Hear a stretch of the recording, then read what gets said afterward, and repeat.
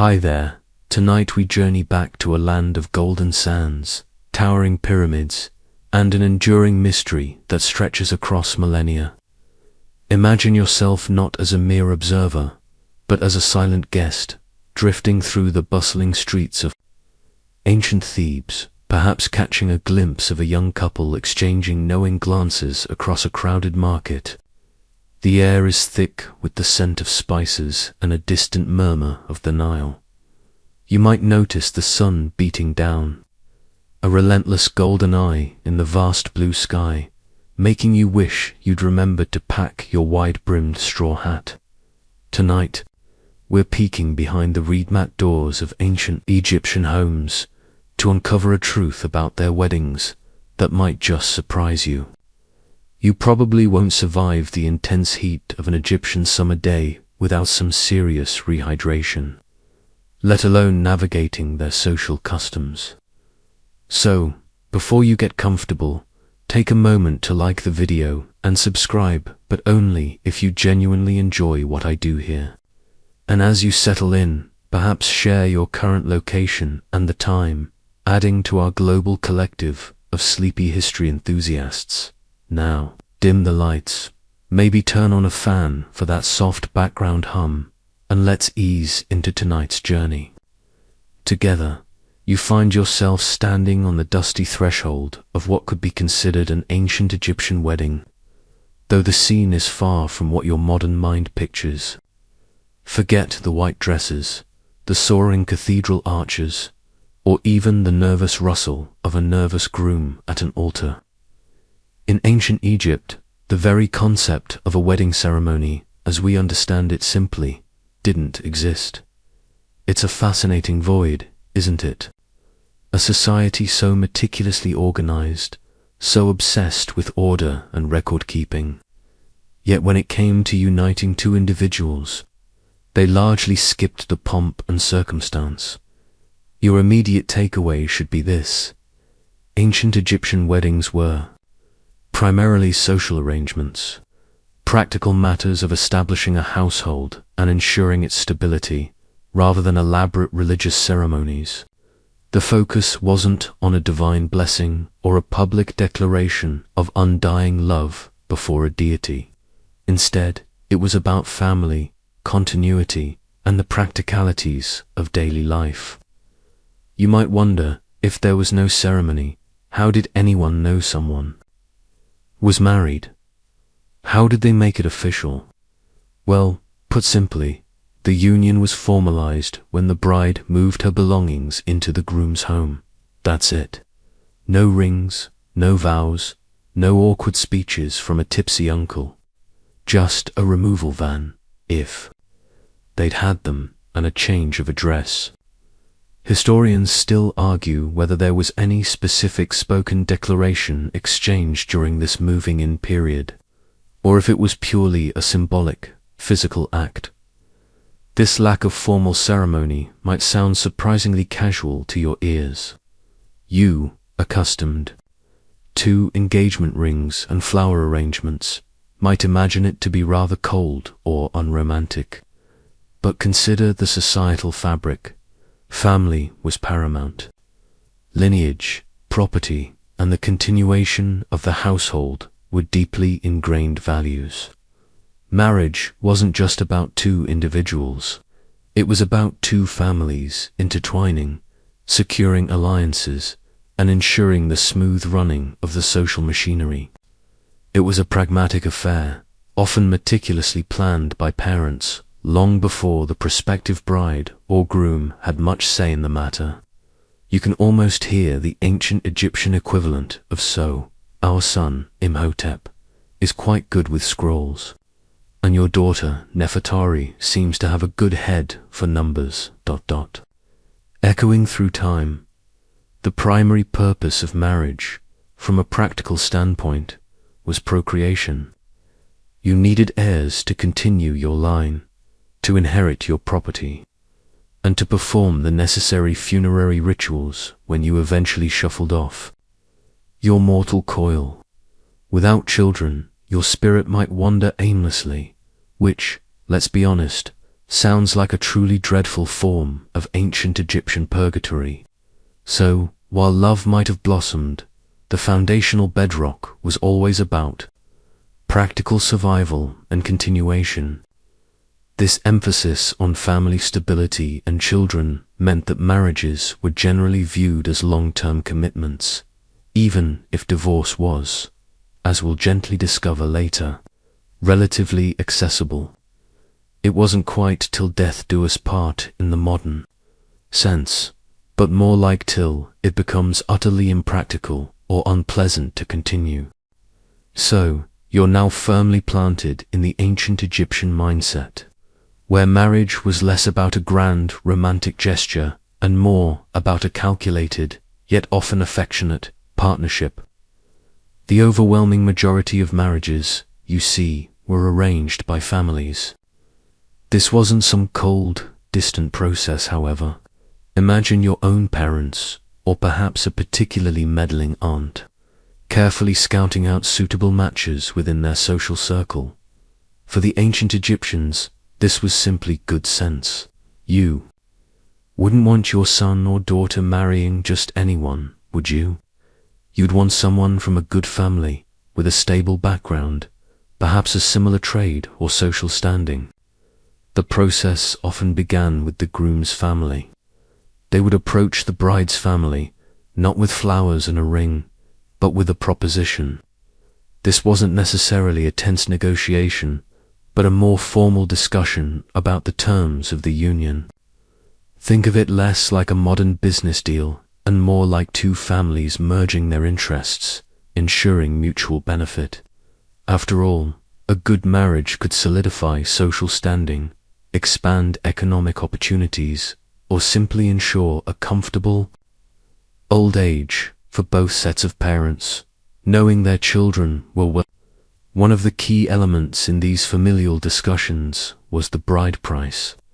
Now, don't let that term conjure images of women being bought. It's more nuanced than that.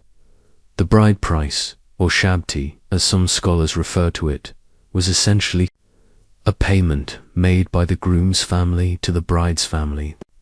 This wasn't to buy the bride, but rather to compensate her family for the loss of her labor and, in some interpretations, to demonstrate the groom's ability to provide for her. Think of it as a goodwill gesture, a financial reassurance that their daughter would be well cared for.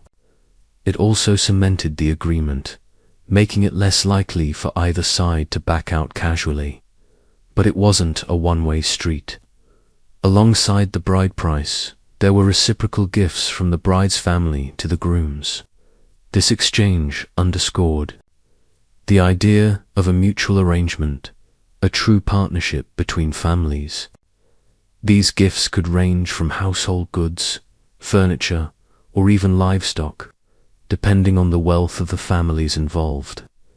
It was all about setting up the new couple for success, providing them with the necessary resources to establish their own independent household. You can almost picture the excited chatter as families discussed what items would be included. Perhaps a particularly fine set of linen sheets, or a sturdy grinding stone for flour. Historians still argue whether the shabti was purely economic compensation, or if it also carried a symbolic meaning related to the bride's fertility and the continuation of the family line. Was it a payment for a daughter, or a payment to a daughter given to her family as her rightful due that they managed? The subtle distinctions are fascinating, hinting at the complex layers beneath what seems, on the surface, to be a simple transaction. Imagine you're the young woman in this scenario. While your parents are discussing your future, you might be nervously peeking from behind a reed curtain, trying to get a glimpse of your prospective husband. You might have seen him before in the village, perhaps at the local well or market. Even though the marriage was arranged, it wasn't necessarily a blind pairing. There was still room for personal connection, which we'll gently explore later. But for now, the focus remained on the practicalities. The discussions would cover everything, from property rights to the number of servants, if applicable, ensuring that both sides felt confident in the future union. It was a serious business, handled with the utmost care and attention to detail, far more complex than just a quick matchmaking app swipe. You're still observing, a silent witness to these ancient negotiations. As we gently drift through the details, let's hone in on that fascinating concept of the bride price and the reciprocal gifts. It wasn't just a simple exchange of goods. It was a deeply ingrained social custom that underscored the value placed on both the bride and the stability of the new household. Imagine, if you will, the groom's family arriving, perhaps with a small caravan of donkeys laden with goods, or perhaps just a carefully itemized list if they were of a more modest means. The bride price, often referred to as the shabti or shizmu in some scholarly texts, wasn't a fixed sum across all social strata. You wouldn't expect the family of a humble farmer to offer the same as a wealthy scribe or a high-ranking priest. The amount and nature of the payment would vary significantly based on the family's social standing, their wealth, and even the region within Egypt. For a commoner, it might involve livestock, grain, or tools, practical items essential for starting a new life. For the elite, it could be precious metals, fine linen, or even land. It was a clear demonstration of the groom's family's ability and willingness to support the new union. Think of it as a very public display of commitment, a tangible sign that they were serious about this partnership. Now, here's a quirky tidbit. Sometimes, the bride price wasn't just about material wealth. There's evidence to suggest that in some instances, particularly in later periods, the groom might offer a period of service to the bride's family instead of, or in addition to, a material payment. Imagine a young man spending a year or two working on his future father-in-law's farm or in his workshop. It's a bit like an ancient Egyptian internship, but with far higher stakes. This highlights the practical, labor-oriented aspects of these arrangements. It wasn't just about money. It was about contributing to the family's well-being. The reciprocal gifts from the bride's family were equally important. These weren't just token gestures. They were often a significant contribution to the new household, intended to equip the couple for their shared life. This could include furniture, cooking utensils, bedding, or even personal items for the bride. It was, in essence, her dowry. Though the term dowry can be a bit misleading, as it implies the property belonged to the husband. In ancient Egypt, as we'll explore, women retained significant rights over their own property. So, these gifts were more about establishing a comfortable home for the couple, a joint venture from both sides. You can almost hear the ancient equivalent of, "Oh, and we're sending along Auntie Marisonk's best clay pots. She swears by them for stew." Historians still argue whether the primary function of the bride price was to compensate the bride's family for lost labor, to serve as a form of security for the bride in case of divorce, or simply as a traditional gesture of goodwill. It's likely it was a combination of all these factors, a multi-layered social custom that evolved over millennia. The exact legal implications of these exchanges are still debated, but their social significance is undeniable. They were the glue that helped bind these family alliances together, ensuring that the new couple had the best possible start to their shared life. It was a far cry from simply swiping right on a dating app.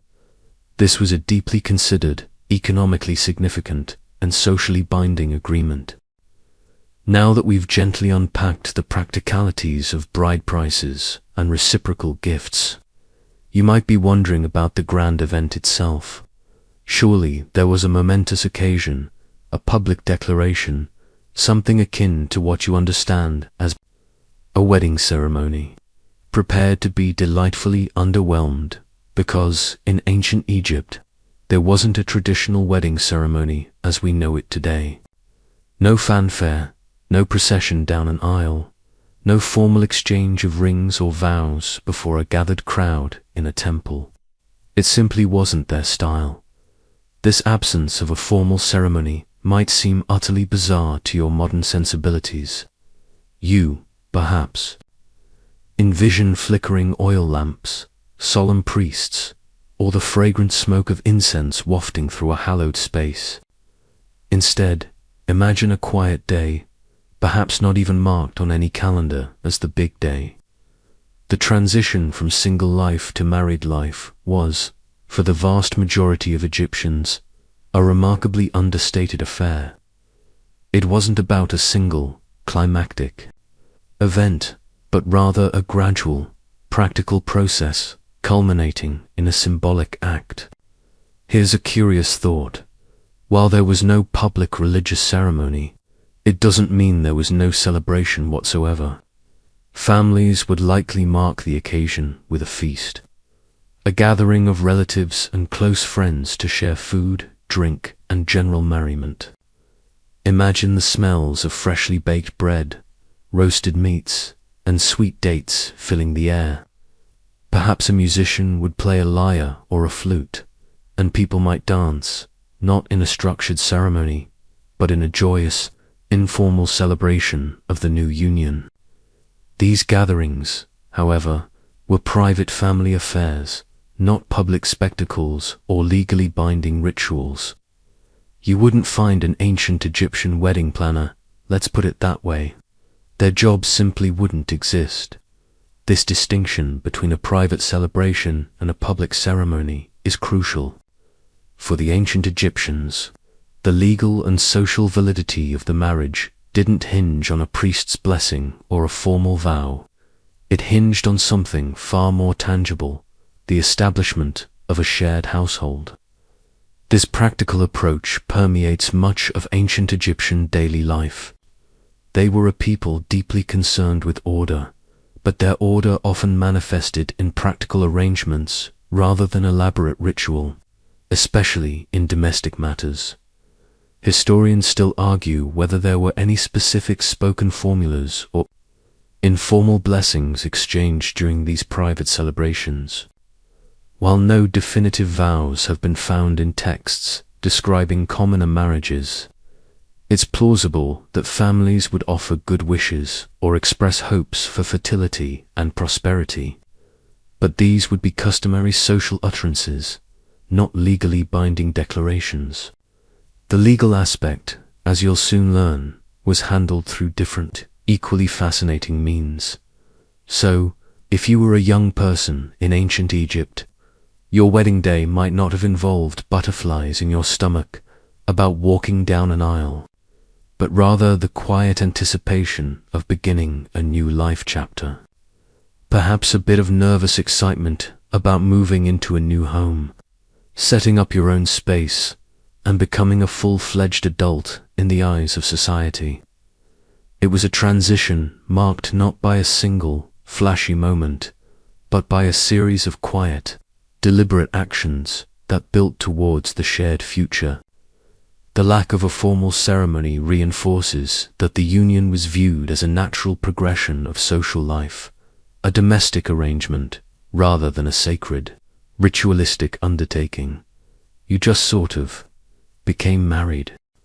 So, if there was no grand ceremony, how did one actually get married in ancient Egypt? You might picture a secret handshake, or perhaps a coded message whispered in a bustling marketplace. But the reality was far more straightforward and refreshingly practical. The moment the marriage became official was remarkably mundane, yet profoundly symbolic.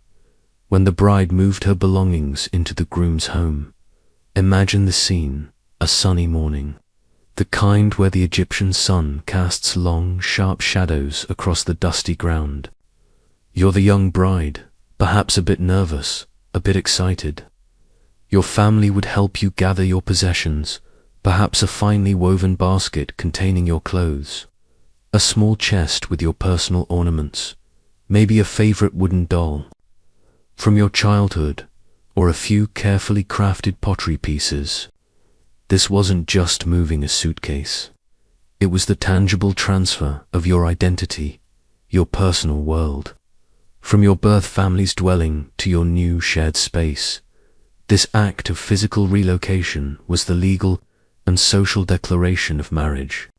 It was the ancient Egyptian equivalent of signing the marriage certificate, posting the banns, and exchanging vows, all rolled into one unassuming, yet impactful event. There's no record of elaborate processions or public fanfare associated with this move. It was likely a quiet affair, perhaps with family members assisting, followed by a private family gathering to celebrate the new cohabitation. You can almost hear the rustle of papyrus mats being unrolled in a new corner of the house, the clinking of pottery being placed on shelves, each item settling into its new home alongside the groom's possessions.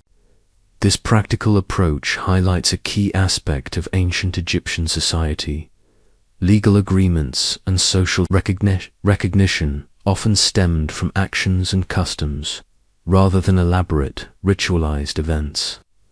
The focus was on the de facto reality of a shared life and household. You lived together, you were married. Simple as that. This contrasts sharply with many other ancient cultures, where religious ceremonies or public rituals were indispensable for legal recognition. It shows a remarkably pragmatic and secular approach to matrimonial unions. Here's a curious detail that might make you chuckle. Imagine the ancient Egyptian equivalent of a moving day dispute. Is this your favorite pot or mine? Are my linens going on the left or the right side of the chest? Perhaps not as dramatic as modern moving day woes, but certainly enough to cause a mild ancient Egyptian headache. It speaks to the very human experience of merging two lives, two sets of belongings, into one shared space. Historians still argue whether there was a precise moment during the move that marked the official transition, or if it was simply understood as the process unfolded. Was it the first item brought in, the last, or simply the culmination of the bride taking up residence? The lack of specific textual evidence means we can only infer from customs and later legal documents that confirm the marriage was valid after cohabitation began. This makes the simplicity of the act even more profound. It was a societal understanding, a cultural norm, that once the bride was under the groom's roof with her belongings, they were husband and wife. No waiting period, no licenses, just a strong back and a few bundles. With the bride's belongings now nestled comfortably in the groom's home, you observe the quiet hum of a newly established household. This wasn't merely a change of address, it was the foundational act of establishing a household, the very purpose of marriage in ancient Egypt. Imagine the subtle shift in atmosphere to individuals, now a recognized unit, beginning the intricate dance of shared domesticity. This newly formed household wasn't just a place to sleep, it was the economic and social center of their lives. For most Egyptians, this meant a single-story, mud-brick dwelling, perhaps with a small courtyard where daily chores would unfold. You might see the new wife immediately taking charge of certain tasks, grinding grain for bread, weaving linen, or preparing meals over a small clay oven. The husband, meanwhile, would continue his trade, perhaps working in the fields, in a workshop, or as a scribe, bringing his earnings back to support their shared life. This division of labor, while not rigid, was common and contributed to the stability and efficiency of the household. The significance of this act of establishment cannot be overstated. It solidified the social contract. The community now recognized them as a married couple, and their future children would be legitimate heirs. This was crucial for property inheritance, family lineage, and ensuring the necessary funerary rituals that would secure their passage into the afterlife. Without a formally established household, these crucial elements of ancient Egyptian life would be thrown into disarray. It was their version of adulting in the most fundamental and necessary sense. Here's a peculiar thought. Imagine the ancient Egyptian equivalent of a housewarming party. While not a formal ceremony, it's highly likely that after the move, friends and family would visit to offer good wishes and perhaps bring small gifts for the new couple's home. You might picture neighbors stopping by with a fresh basket of dates, or a relative bringing a new, brightly painted pot for their kitchen. These informal gatherings would further solidify the couple's new status within the community, weaving them more deeply into the social fabric. Historians still argue whether the concept of imti, meaning settlement or establishment, was a legal term explicitly used to denote the start of a marriage, or if it was simply a descriptive term for the outcome of the bride moving in. Regardless of the precise terminology, the core idea remains. The physical act of cohabitation and the creation of a shared dwelling were paramount. It spoke volumes about their practical, results-oriented approach to life. You weren't married because someone said so. You were married because you lived together, shared resources, and intended to raise a family. The stability of this new household was not just about economic survival. It was also about emotional and social support. Marriage provided companionship. In a world that could be harsh and unforgiving, you had a partner to share your joys and sorrows, to help raise children, and to grow old with. While the initial arrangement might have been practical, the daily act of living together, facing challenges, and building a life undoubtedly fostered deeper bonds. This new household was a microcosmos of ancient Egyptian society, a tiny, self-sustaining unit contributing to the larger prosperity and continuity of the land. As you gently observe this newly formed household, you might find yourself pondering a very modern question. Where did love and affection fit into these seemingly practical, arranged unions? Your contemporary mind, steeped in tales of grand romance, might assume such marriages were cold and devoid of feeling. But, surprisingly, the evidence from ancient Egypt paints a far more nuanced and often heartwarming picture. Despite the prevalence of arranged marriages, there is compelling evidence that love, affection, and companionship were highly valued. Within these unions, the Egyptians, it turns out, were not so different from us in their capacity for deep emotional connection. You just have to know where to look. Think of the love poems that have survived on papyrus, lyrical verses expressing yearning, joy, and profound attachment between lovers. These aren't just generic odes. They speak to a personal, intimate connection, often referencing the beauty of the beloved and the joy of their presence. One poem, for instance, speaks of a lover's heart being firmly fixed on their beloved, never straying. Sounds pretty romantic, doesn't it? Then there are the artistic depictions. When you gaze upon tomb paintings or sculptures of married couples, you often see them portrayed in intimate poses, arm in arm, holding hands, or with the wife's arm affectionately around her husband's waist. These aren't just stiff, formal portraits for the afterlife. They convey a sense of tenderness and partnership. You might even spot a detail, like a shared glance or a subtle smile, that speaks volumes about the warmth between them. Imagine the quiet moments shared between an ancient Egyptian husband and wife. Perhaps watching the sunset over the Nile or simply enjoying a meal together after a long day. These mundane moments, filled with quiet affection, are hinted at in the art. Here's a delightful tidbit. Many funerary texts and stelae depict the deceased wishing to be reunited with their spouse in the afterlife, suggesting that their bond was so strong it transcended even death.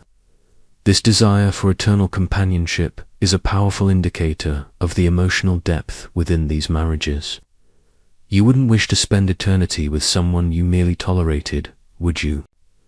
It's a bit like wanting your favorite comfortable chair to join you in the great beyond, a testament to cherished familiarity. Historians still argue whether the romantic sentiments expressed in love poetry were idealized literary conventions or truly reflected widespread marital affection. However, the sheer volume and variety of these expressions, alongside the visual evidence, strongly suggest that while marriages were arranged, they were expected to blossom into affectionate partnerships. The societal structure provided the framework, but individuals were encouraged, perhaps even expected, to cultivate genuine feeling within that framework. So, while the initial union might have been a practical agreement between families, the daily act of living together, raising children, and navigating life's challenges undoubtedly forged strong bonds of love and companionship. The Egyptians understood that a stable household needed more than just economic viability. It needed emotional cohesion. You were not just a spouse. You were a partner, a confidant, and, ideally, a beloved companion. As you gently drift deeper into the ancient Egyptian domestic sphere, you'll uncover another remarkably progressive facet of their society that profoundly impacted marriage: the significant role and extensive legal rights of women. Forget the stereotypes of subservient women in ancient societies. Ancient Egypt stands out as a beacon of female empowerment for its time. This fact dramatically shaped the dynamics within a marriage, giving women a level of agency that was rare in the ancient world. Imagine, for a moment, being an ancient Egyptian woman. You possessed a legal standing almost equal to that of a man. This wasn't just a theoretical concept. It was enshrined in their laws and daily practice. You had the right to own, inherit, and dispose of property independently. This meant that any land, livestock, or valuable possessions you brought into the marriage remained legally yours. It wasn't automatically absorbed into your husband's estate, which was common practice in many other cultures. This economic independence gave women a powerful voice within the household and provided a significant safeguard. You wouldn't find an ancient Egyptian woman signing away her assets just by getting married. Beyond property rights, ancient Egyptian women could engage in legal transactions, which means they could buy, sell, and lease property in their own name. They could also make contracts and even lend money. This economic autonomy translated into a powerful position within the marriage. If a dispute arose, you, as an ancient Egyptian wife, could initiate legal proceedings. You could represent yourself in court, give testimony, and challenge decisions. This was not a world where women were voiceless or confined solely to the domestic sphere without legal recourse. Here's a delightful historical tidbit. There are surviving legal documents, such as marriage contracts and divorce settlements, that show women actively participating in these agreements, often with their own seals or signatures, or those of a proxy if they were illiterate, just like men. This wasn't just a formality. It was a testament to their legal capacity. You might even find a contract where a woman is leasing property to her husband, a truly astonishing concept for many other ancient civilizations. Historians still argue whether this legal equality translated into true social equality in all aspects of life, particularly regarding access to certain professions or political power. While most women did not hold high governmental offices, their robust legal rights certainly provided a foundation for considerable respect and influence within their families and communities. The fact that a woman could initiate a divorce, for instance, gave her a powerful bargaining chip within the marriage, ensuring that her voice couldn't be easily ignored. So, when a woman moved her belongings into her husband's home, she wasn't entering a state of subservience. She was bringing her own property, her own legal standing, and her own established rights into the union. This fundamental equality, relative to the standards of the ancient world, meant that marriage in Egypt was often a partnership between two legally capable individuals, rather than a male-dominated arrangement. It offered a surprising degree of balance and mutual respect, a calm counterpoint to the often turbulent societal norms of the ancient world. Given the robust legal rights of ancient Egyptian women, you might not be surprised to learn that prenuptial agreements were common, especially among the upper classes. This was a society that valued order and meticulous record-keeping, and that extended right into the bedrock of their social structure: marriage. Think of it less as a cold, calculating document, and more as a pragmatic safeguard for both parties, ensuring clarity and stability from the outset. These marriage contracts, as they are often called by scholars, though some prefer settlement agreements, since they formalize the financial aspects of a union rather than just its initiation, were typically drawn up before the bride moved her belongings into the groom's home. They weren't about forbidding future love or preempting disputes, but about clearly outlining property rights and provisions for divorce. Imagine sitting down, perhaps with a scribe, listening as careful hieroglyphs were inked onto a papyrus, scrolled, detailing who owned what and what would happen if the union dissolved, for instance.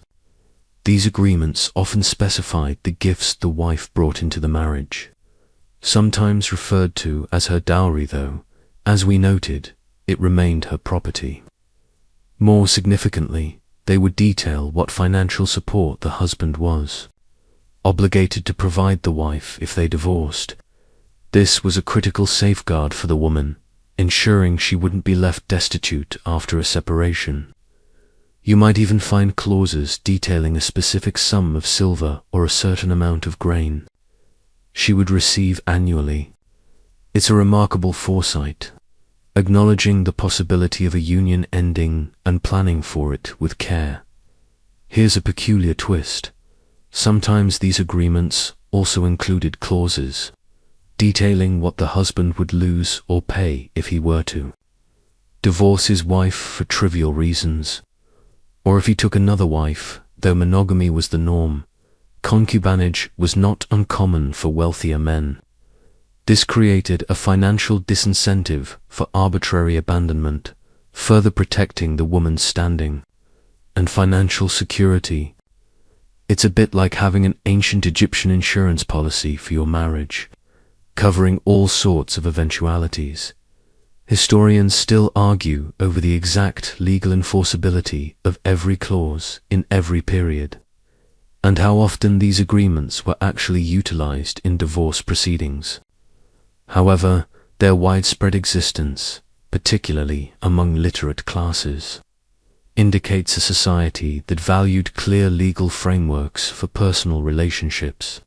They were not just social customs, but legally binding documents that could be brought before a court. This means that if a dispute arose, you, as an ancient Egyptian, wouldn't be relying solely on custom or family pressure. You could appeal to a written agreement. These prenuptial arrangements underscore the contractual nature of ancient Egyptian marriage. It was a partnership based on mutual understanding and clear terms, rather than solely on emotion or religious decree. This practicality is a recurring theme in their approach to life.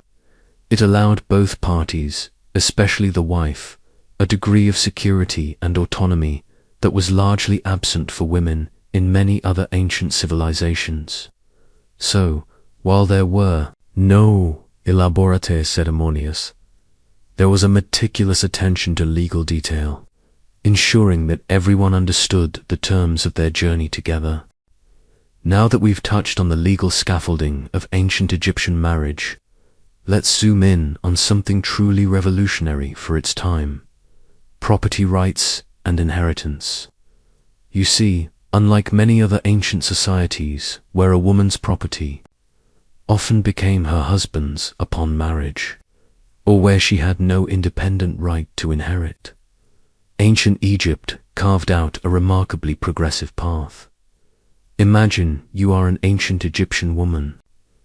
Before marriage, any property you owned, perhaps inherited from your parents or acquired through your own work, remained unequivocally yours. This wasn't just a nice idea. It was a fundamental legal principle. When you moved your belongings into your husband's house, those belongings and any land, animals, or valuables associated with them were still considered your individual property. Your husband couldn't sell them without your permission, nor could his creditors claim them in his debts. It's a bit like having a perfectly organized separate bank account. But in an era without banks, this robust framework extended to inheritance. If your parents passed away, you, as a daughter, had equal rights to inherit property alongside your brothers. This meant that wealthy families might distribute their estates relatively evenly among all their children, regardless of gender. This direct inheritance pathway meant that women often came into marriages with significant assets, further bolstering their economic independence and standing within the marital union. You wouldn't find a system where a son automatically got everything and a daughter got, well, a polite nod. Here's a quirky detail. There are instances documented in legal papyri where women are seen engaging in complex property transactions, sometimes even outmaneuvering their male counterparts in court. Imagine an ancient Egyptian episode of Judge Judy, but with linen-clad litigants arguing over the ownership of a particularly productive fig orchard, and the woman clearly holding her own. This demonstrates that their rights weren't just theoretical, they were actively exercised and enforced. Historians still argue about the extent to which these legal rights translated into actual social power for all women, especially those in the lower classes who might have had little property to begin with. However, even for modest households, the principle remained: whatever a woman owned, she owned independently. This principle undoubtedly offered a degree of security and leverage within the marriage that women in Greece or Rome, for example, could only dream of when a marriage ended. Either through divorce or the death of a spouse, these clear property rights became even more crucial. If your husband died, your property remained yours, and you would also have a claim to a share of his estate, often for the support of any children. If you divorced, you retained your own property and, as we gently touched upon with prenuptial agreements, often received financial support from your former husband. This system was designed to protect women from destitution and ensure their continued economic viability, providing a quiet reassurance that even if a union dissolved, your future wasn't entirely dependent on your former spouse's goodwill. It created a remarkable sense of balance and fairness within the relationship. As you continue to observe the daily rhythms of an ancient Egyptian married couple, you'll soon realize that while love and property rights were important, the ultimate, overarching goal of marriage was having children. This wasn't just a societal expectation, it was a deeply ingrained cultural and religious imperative. Imagine the quiet yearning for new life, the hope for continuity, the desire to see one's legacy extend beyond their own lifespan. For the ancient Egyptians, children were not merely a joy, they were a necessity. They ensured the continuation of the family line, the care of aging parents, and, crucially, the performance of vital funerary rituals. You see, the Egyptians believed that after death, one's spirit needed offerings and prayers to thrive in the afterlife. Who better to provide these than one's own descendants? Without children to perform these duties, your journey to the field of reeds, their version of paradise, might be a bit more arduous, a rather lonely and unsupplied trip to the great beyond. This emphasis on procreation meant that fertility was highly valued. Women who were fertile were highly esteemed, and couples who had many children were seen as blessed. You might see depictions in tomb art showing large, happy families, symbolizing prosperity and success. Conversely, infertility could be a source of distress, though it was never a reason for automatic divorce. There were often medical remedies, magical spells, and even adoption as alternatives. The Egyptians, ever practical, sought solutions. Here's a practical, though perhaps surprising, tidbit. Ancient Egyptian medical texts contain numerous remedies and spells aimed at promoting fertility or even preventing conception, showing a nuanced understanding of reproductive control for their time. Imagine a papyrus scroll detailing concoctions of herbs or specific incantations meant to aid conception. It highlights their pragmatic approach to even the most personal aspects of life, trying to influence outcomes with the knowledge and beliefs available to them. Historians still argue about the exact societal pressure placed on couples to produce children and how much personal sorrow infertility might have caused. However, the consistent messaging in texts and art about the importance of family and lineage suggests it was a powerful force shaping marital expectations. It wasn't just about starting a family for oneself, it was about contributing to the larger fabric of society and ensuring the spiritual well-being of the ancestors.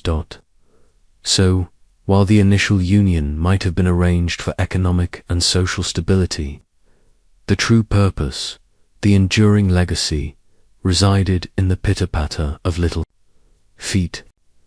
Every aspect of their daily lives, from household management to future planning, was viewed through the lens of providing for and nurturing the next generation. You weren't just marrying a person, you were marrying into a lineage, a responsibility, and a future filled with the promise of continuity. Having established the paramount importance of children, let's now settle into the gentle rhythm of daily life as a couple in ancient Egypt. You're no longer just observing. You're feeling the warmth of the sun on your skin, hearing the distant sounds of the marketplace, and understanding the comfortable routine that would quickly envelop a newly married pair. This wasn't a life of constant excitement or grand gestures, but one built on shared responsibilities and quiet companionship. Imagine waking up in your mud brick home, perhaps on a woven mat, as the first rays of dawn filtered through a small window. Your day, much like theirs, would be dictated by the sun and the needs of the household. For the husband, this might mean heading out to the fields if he was a farmer, or to the workshop if he was an artisan, or perhaps to the temple or government office if he was a scribe or priest. His primary role was to provide for the family, bringing in the necessary food, resources, or income. For the wife, her days would be equally busy, though largely centered around the home. She would manage the household, which included grinding, grain into flour a laborious task, baking bread, brewing beer a staple drink for all ages, weaving linen for clothing and household items, and preparing meals. She would also care for the children, teaching them the skills they would need for their future lives. You might see her skillfully working a spindle, the rhythmic hum of the thread a soothing backdrop to the morning. This wasn't it was an essential partnership, each contributing vital roles to the family's survival and well-being. Here's a practical, amusing tidbit. Ancient Egyptian homes, especially for commoners, were not sprawling estates. They were compact, efficient spaces. Imagine trying to keep secrets in a small mud brick house with limited privacy. It would have been quite the challenge. This proximity would foster a deep familiarity, for better or worse, between spouses. It was a life lived very much in tandem. Historians still argue about the exact division of labor across different social classes. While the idealized image often shows women at home and men working outside, evidence suggests that women from lower classes often worked alongside their husbands in the fields or sold goods in the market. Even wealthier women, though not physically toiling, would have managed large households, overseeing servants and complex domestic economies. The reality was flexible, adapting to the family's needs and status. The evening would bring the family together for a shared meal, a time for quiet conversation and respite from the day's labors. Perhaps they'd share stories, listen to music, or simply enjoy the cool evening breeze. This shared daily routine, the constant collaboration in managing the household and raising children, undoubtedly fostered a deep sense of companionship and mutual reliance. You weren't just two individuals. You were a unit, a team navigating the challenges and small joys of life along the Nile. This steady, predictable rhythm provided a sense of security and continuity, a calm foundation upon which their lives were built. Having settled into the rhythm of daily life, let's now turn our attention to the delightful subject of food and feasting within the ancient Egyptian household. You might imagine a rather bland diet of bread and water, but you'd be pleasantly surprised by the variety and ingenuity of their cuisine. Food wasn't just sustenance. It was a central part of family life, social gatherings, and even religious offerings. Imagine yourself sharing a meal with an ancient Egyptian couple. The staple, as you might expect, was bread, baked from emmer wheat or barley. It came in various shapes and densities, from flatbreads to more substantial loaves. You'd also find a plentiful supply of beer, their most common beverage, brewed from barley. It was nutritious, safer to drink than water from the Nile, and consumed by adults and children alike, though likely a less alcoholic version for the youngsters. It might sound odd to your modern ears, but imagine a breakfast beer, a bit like an ancient Egyptian smoothie, if you will, but with a slight buzz. Beyond the staples, their diet was surprisingly diverse. Vegetables like onions, garlic, leeks, lettuce, and cucumbers were common. Legumes, such as lentils and chickpeas, provided vital protein. Fruits were a real treat, especially dates, figs, grapes, pomegranates, and melons. You can almost taste the sweetness of a freshly picked fig on a hot afternoon. For protein, fish from the Nile was a significant source, often dried or salted. Meat, primarily beef, goat, and poultry ducks, geese, pigeons, was less common for the everyday diet of commoners, usually reserved for special occasions or wealthier households. When it came to feasts, whether celebrating a marriage, a harvest, or a religious festival, the table would be laden with an abundance of these foods. Imagine plates piled high with roasted duck, bowls of rich lentil stew, baskets brimming with dates and grapes, and jars of sweet wine or stronger beer.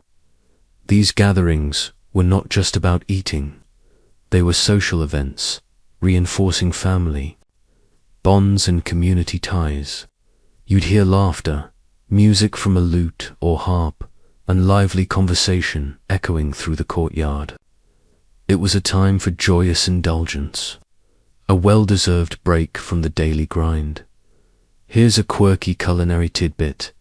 Ancient Egyptians loved honey, using it not only as a sweetener but also in various remedies. Imagine honey-sweetened pastries, or a soothing honey-infused drink. They also developed surprisingly sophisticated techniques for food preservation, including drying, salting, and even fermenting, ensuring they had provisions year-round. It's a testament to their resourcefulness. Long before the invention of the refrigerator, historians still argue about the exact dietary differences between social classes and how much variety truly existed for the poorest Egyptians. While the elite certainly enjoyed a wider range of delicacies, the foundational diet of bread, beer, vegetables, and fish was surprisingly robust across all levels of society. The meals shared within the ancient Egyptian household were not just about survival, they were about communion, comfort, and the simple, enduring pleasures of life. You were not just feeding your body, you were nourishing your connections. Having savored the flavors of ancient Egyptian meals, let's now transition to something equally essential in their daily lives: hygiene and beauty standards. You might associate ancient civilizations with a distinct lack of personal cleanliness, but the Egyptians, ever meticulous, were remarkably fastidious about their hygiene and placed a high value on personal grooming and appearance. Imagine stepping into an ancient Egyptian home in the morning. You'd likely find both the husband and wife engaging in daily ablutions. Water from the Nile was readily available, and while indoor plumbing, as you know it, didn't exist, basins and pitchers were common. They would wash their bodies, often using natron, a natural salt mixture, as a cleansing agent, similar to soap. You might observe them carefully cleaning their teeth with a chewing stick, a sort of early toothbrush, perhaps even accompanied by a paste of natron, salt, and mint, for fresh breath. It makes you reconsider those persistent dental myths, doesn't it? They weren't just about looking good. Personal cleanliness was linked to health and even religious purity, beyond basic hygiene. Beauty was an integral part of daily life for both men and women. They used a variety of cosmetic products, not just for adornment, but also for practical purposes. Kohl, a black eye paint, was perhaps the most iconic. While it certainly enhanced the eyes, it also served a protective function, deflecting the harsh glare of the sun and acting as a mild disinfectant against eye infections. You might see a wife carefully applying kohl to her husband's eyes, or perhaps he'd apply his own with steady hands. A shared morning ritual. Oils and perfumes were also widely used, made from plants like lily, frankincense, myrrh, and various resins. These fragrant oils were massaged into the skin to keep it supple and protected from the dry climate, and to mask body odor. Imagine the subtle, earthy scents that might have permeated an ancient Egyptian home, far more pleasant than you might expect from a time before deodorants. Both men and women used ointments to soothe and protect their skin, which was crucial under the unforgiving Egyptian sun. Here's a quirky detail. Wigs were extremely popular for both genders, particularly among the elite. Made from human hair or vegetable fibers, these weren't just fashion statements. They provided protection from the sun and helped prevent infestations of lice. Imagine the careful daily ritual of a wealthy couple, perhaps having their servants meticulously comb and style their elaborate wigs. Even commoners would oil their natural hair and keep it neatly trimmed. This commitment to personal appearance was a testament to their self-care and social presentation. Historians still argue about the precise motivations behind their extensive use of cosmetics. Was it primarily aesthetic, practical, or religious? It was likely a blend of all three, with each aspect reinforcing the others. The emphasis on outward appearance and cleanliness permeated all levels of society, reflecting a culture that valued order, health, and a certain aesthetic grace. So, as you observe an ancient Egyptian couple, you're not just seeing individuals. You're seeing people who took genuine pride in their presentation, living clean and often fragrant lives.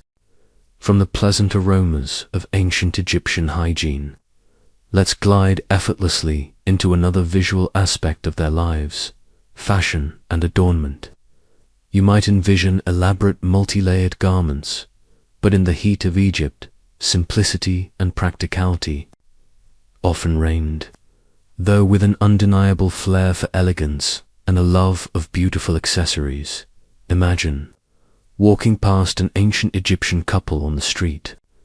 For most commoners, clothing was functional and comfortable, designed to combat the intense heat.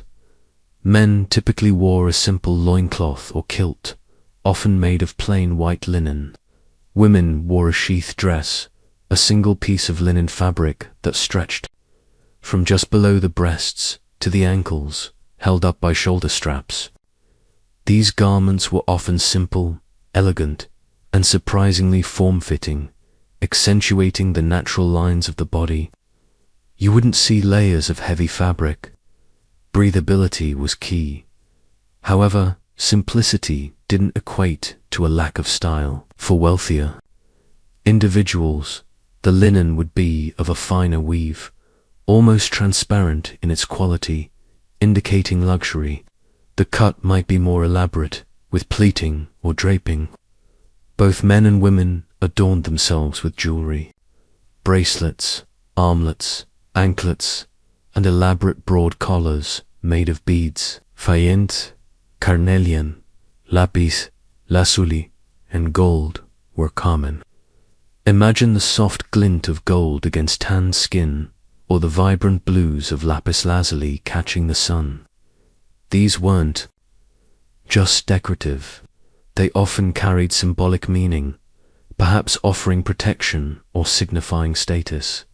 Here's a charming detail: sandals, made of woven papyrus or leather, were worn outdoors, but inside the home, people often went barefoot. This allowed for comfort and air circulation. Imagine the feeling of cool mud brick floors on bare feet after a long, hot day. It's a small touch that speaks volumes about their adaptability to the climate. Beyond everyday wear, special occasions would call for more elaborate attire. Imagine a feast where a noble couple might wear more voluminous pleated linen robes, perhaps with additional sashes or intricate headwear. Their jewelry would be grander, perhaps adorned with precious stones. You might even see temporary cones of perfumed fat placed on their heads, slowly melting and releasing their fragrance throughout the evening. A unique ancient Egyptian party trick. Historians still argue about the exact sumptuary, rules dictating what different social classes could wear and how strictly they were enforced. While the materials might have been universal, the quality, quantity, and elaborate nature of adornments clearly marked one's social standing.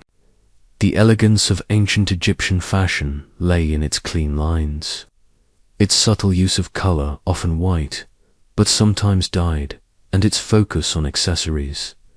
You were not just observing clothes, you were seeing a carefully curated expression of identity, status, and aesthetic appreciation. Every bead, every fold of linen, contributed to a silent narrative about the wearer and their place in the world. Having admired the ancient Egyptians' sense of style, let's now step inside their world, focusing on their housing and domestic spaces. You might imagine grand, palatial structures for everyone, but the reality for most married couples was far more humble and practical, designed with both comfort and the climate in mind. Imagine standing before a typical ancient Egyptian home. For the vast majority of the population, these were modest, rectangular structures built primarily from mud brick. This wasn't a sign of poverty, but practicality. Mud brick was readily available, excellent for insulation against the brutal heat of the day and the chill of the desert night, and relatively easy to construct. You wouldn't find vast stone edifices for commoners. Those were reserved for temples and tombs built for eternity. A typical home might have 1 or 2 stories, with flat roofs often used for sleeping on hot nights or for various domestic tasks. Inside, the layout was usually straightforward. You might enter directly into a central living area, which served multiple functions: dining, socializing, and sometimes even sleeping. Beyond this main room, there would typically be smaller rooms for storage, a dedicated space for grinding grain, and often a raised sleeping platform. Privacy, as you understand it, was less emphasized than communal living. Family life unfolded in shared spaces. You might spot a small, enclosed area that served as a latrine, and perhaps a niche in the wall for a household shrine to a favored deity or ancestor. Here's a practical, if slightly unglamorous detail. Windows were often small and placed high on the walls, designed to let in light but minimize direct sunlight and keep out dust and insects. They often had wooden or linen coverings rather than glass, which was a luxury. Imagine the soft, diffused light filtering into the interior, creating a cool, shadowy refuge from the outside glare. It's a testament to their ingenuity in adapting their living spaces to the harsh environment. Wealthier homes, naturally, were more expansive. You might envision a large villa with multiple rooms, perhaps a central courtyard garden with a pool, and separate sleeping quarters for family members and servants. These homes would have higher ceilings, more elaborate decoration, and perhaps even painted walls depicting scenes of nature or daily life. The materials might still be mud brick, but of a finer quality, and supplemented with wood and even stone for decorative elements. These grander homes were also designed for entertaining, with spacious areas for receiving guests and holding feasts. Historians still debate the exact social implications of housing variations across different periods and regions. Did smaller homes foster closer family bonds, or did larger homes symbolize greater social distance? Regardless, the domestic space was the core of family life, where marriage, child-rearing, and daily routines played out. You weren't just inhabiting a house. You were living within a dynamic, functional hub designed to support the stability and prosperity of the ancient Egyptian family. Every corner, every wall, silently spoke of comfort, practicality, and the enduring rhythms of life by the Nile.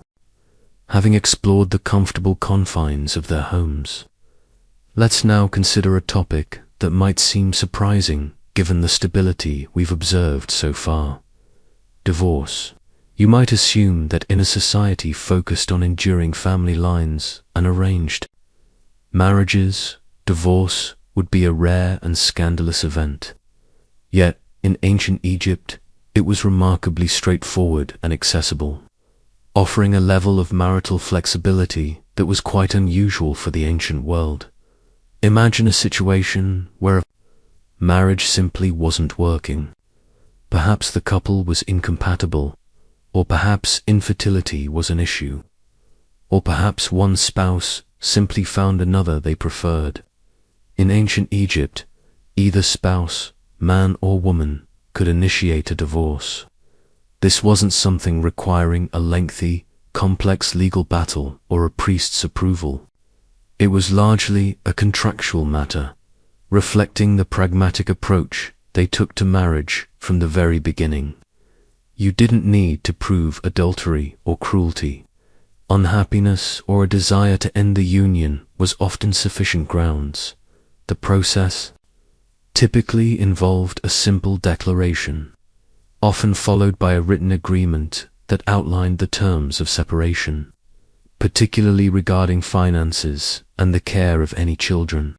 This divorce document would formalize the end of the union, ensuring that both parties understood their new responsibilities.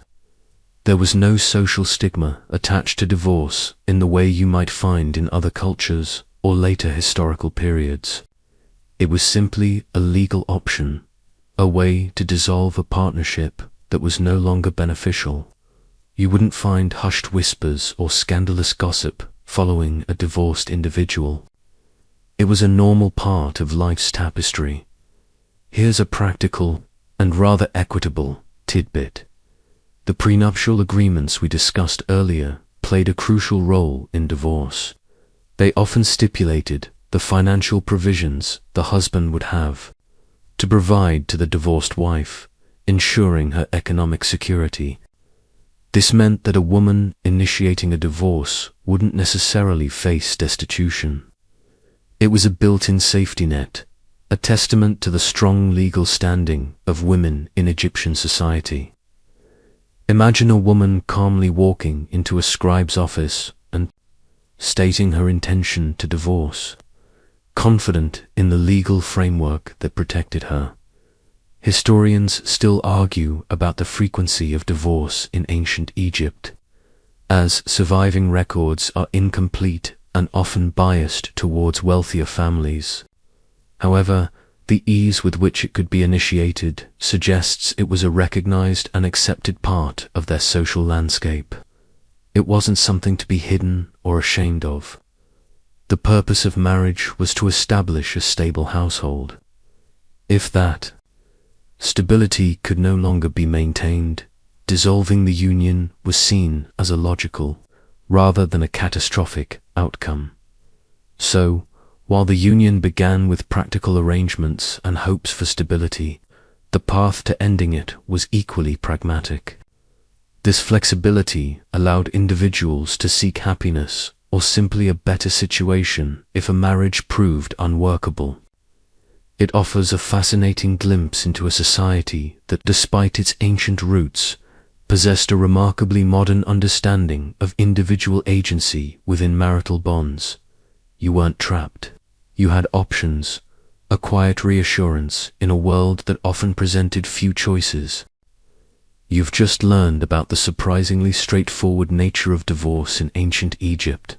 Now, let's consider the direct consequences of divorce, particularly how it affected the individuals involved, both financially and socially. This wasn't a realm of dramatic courtroom battles or public shaming. It was, like much of Egyptian life, handled with a strong dose of practicality and a focus on maintaining order. Imagine a couple has decided to part ways. The primary concern, especially if children were involved, was the financial well-being of the former wife and any offspring. As you recall, prenuptial agreements often stipulated a fixed sum or ongoing payments that the husband would provide to his ex-wife upon divorce. This was known as a maintenance payment or divorce settlement. This wasn't charity. It was a legal obligation. You can picture a scribe carefully recording the agreed-upon terms, perhaps specifying amounts of grain, oil, or silver that would be delivered. This ensured that the woman, who might not have had an independent income, could support herself, and any children who remained in her care. The division of property was also a key consequence. Any property that the wife brought into the marriage remained hers. This often included items like furniture, jewelry, and even land. Property acquired during the marriage was typically divided equitably. This meant that divorce, while ending a union, didn't necessarily leave either party destitute. It was a fair, if somewhat intricate, splitting of shared resources. You might imagine them meticulously cataloguing their possessions, deciding who gets the good grinding stone and who gets the slightly chipped one. Socially, the impact of divorce was surprisingly minimal. There was no widespread stigma attached to being divorced. Whether you were a man or a woman, you wouldn't find yourself shunned from community life or considered damaged goods. This stands in stark contrast to many other ancient societies, and even some modern ones. A divorced individual could, and often did, remarry, continuing their life without significant social impediment. This acceptance reflects the pragmatic Egyptian view that if a partnership wasn't working, it was better to dissolve it amicably and move on. Here's a peculiar administrative detail. While divorce was straightforward, the formal declaration of it, often in written form, was important. These documents served as a legal record, preventing future disputes over property or lineage. Imagine a government office, perhaps filled with scribes, where such formal declarations were filed, adding to the extensive papyrus bureaucracy of the state. It was all about clarity and proper documentation. Even in matters of the heart, historians still argue about the nuances of child custody in divorce cases. While children often remained with the mother, especially when young, the specifics could vary based on the agreement and the children's ages. However, the father usually retained a financial obligation for their support. The primary goal was to ensure the children were cared for and that their lineage was clear, rather than engaging in bitter custody battles. The overall impression is one of efficiency and a focus on resolution, rather than retribution. You were free to rebuild your life, perhaps seeking a happier partnership, without the lingering shadow of societal condemnation. Having navigated the practicalities and relatively low stigma of divorce, let's turn our gaze to the paths taken by those whose marriages ended. Whether through separation or the inevitable hand of fate, remarriage and widowhood, you might assume that once a marriage dissolved, either through divorce or death, life chances would dwindle, especially for women. Yet, ancient Egyptian society, again, offers a surprising degree of flexibility and opportunity. Imagine a man or woman whose spouse has passed away. Widowhood, while undoubtedly a period of grief, did not mean the end of one's social or economic life. Widows, thanks to their strong legal rights, retained full control over their inherited property and any assets they brought into the marriage. This economic independence meant they weren't reliant on male relatives for survival, a common plight for widows in many other ancient cultures. They could continue to manage their households, run businesses, and live independently. You might even see a wealthy widow managing her own estates, a formidable figure in the community. Remarriage for widows and widowers was also common and socially accepted. There was no expectation of lifelong mourning or celibacy. If you were a widower, you might seek a new wife to help manage your household and raise any remaining children. If you were a widow, remarriage could offer companionship, additional support, or simply a new beginning. The decision was largely personal and pragmatic, driven by individual needs and desires rather than rigid social rules. Now, consider those who divorced. As we've already seen, divorce carried little social stigma. This meant that a divorced man or woman was perfectly free to remarry. This was not seen as a mark against them, nor did it limit their future prospects. If a previous marriage didn't work out, it was simply time to find a more compatible partner. You wouldn't find ancient Egyptian dating profiles listing divorce as a deal breaker. It was just another life experience. Here's a practical, though perhaps unsentimental, tidbit for both widows, widowers, and divorced individuals. Remarriage was often a sensible economic decision. 2 incomes, or 2 sets of hands to manage. A household and farm could offer greater stability and prosperity than living alone. It was about rebuilding a stable unit, a sensible approach to life. Historians still argue about the average number of marriages an ancient Egyptian might have had in their lifetime, or if there was a societal preference for first marriages over subsequent ones. However, the evidence consistently points to a remarkable degree of freedom in choosing to remarry, or indeed, not to. The focus remained on the well-being and stability of the individual and their potential future household. You weren't defined by your marital status in perpetuity. You had the agency to redefine it, to seek out new companionship and opportunities. A testament to a society that truly valued individual autonomy within its ordered framework. Now, let's step away from the everyday lives of commoners and cast our gaze towards the very pinnacle of ancient Egyptian society, the pharaoh and their family. You might expect royal weddings to be grand, elaborate spectacles, a stark contrast to the quiet unions of ordinary folk. And while they certainly operated on a different scale, the underlying principles of practicality and succession remained paramount, often overshadowing any notion of romantic love in the modern sense.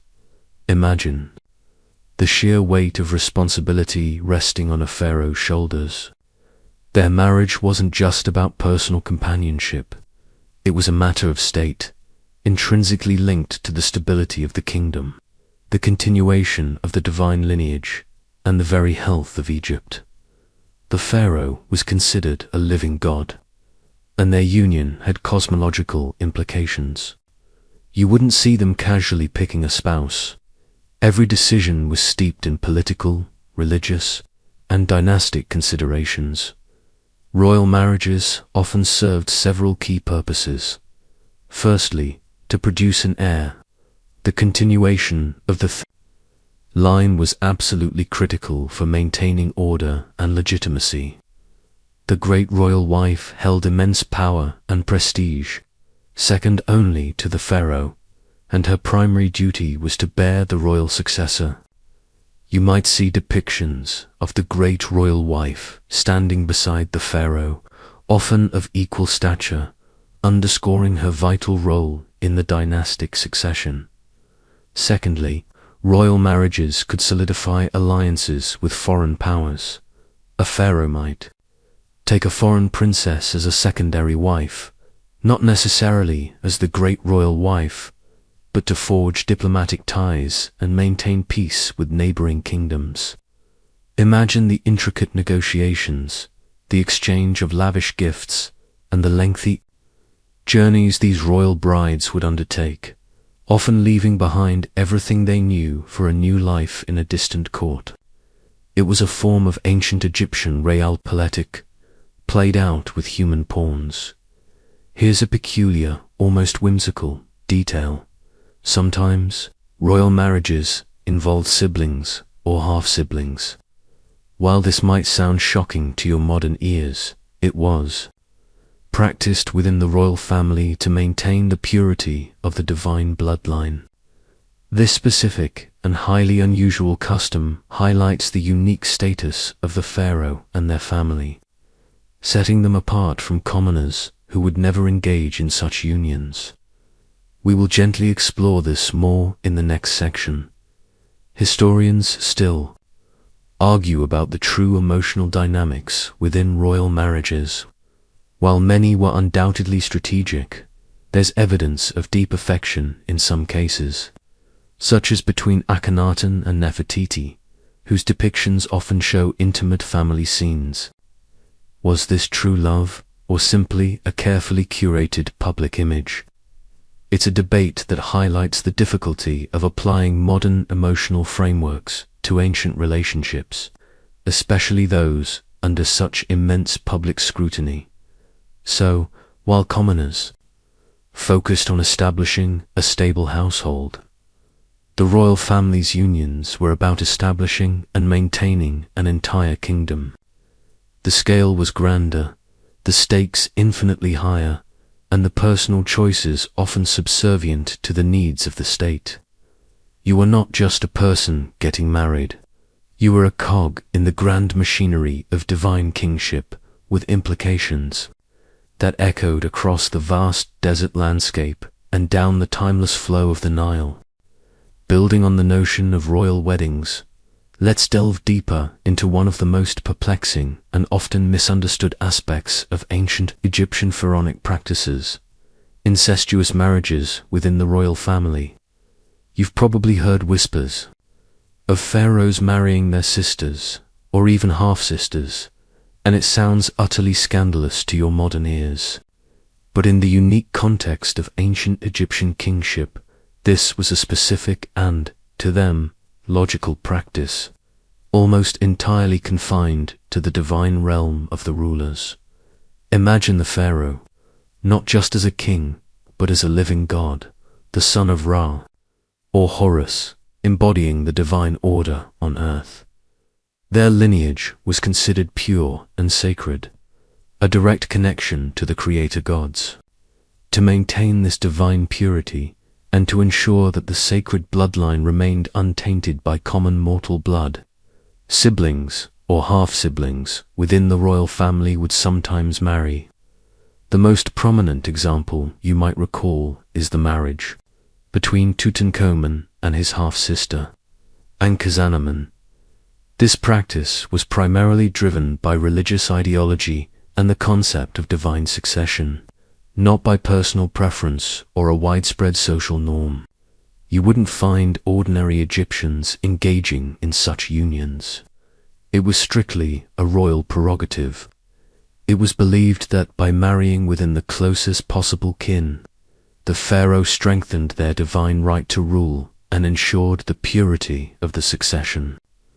It was a closed loop of divinity, an attempt to replicate the mythical marriages of the gods themselves, like Osiris and Isis, who were siblings and spouses. Here's a practical, though perhaps unsettling, detail. While the primary wife might be a sister or half-sister, pharaohs often had numerous secondary wives, concubines, and even foreign princesses, as we touched on previously, for diplomatic purposes.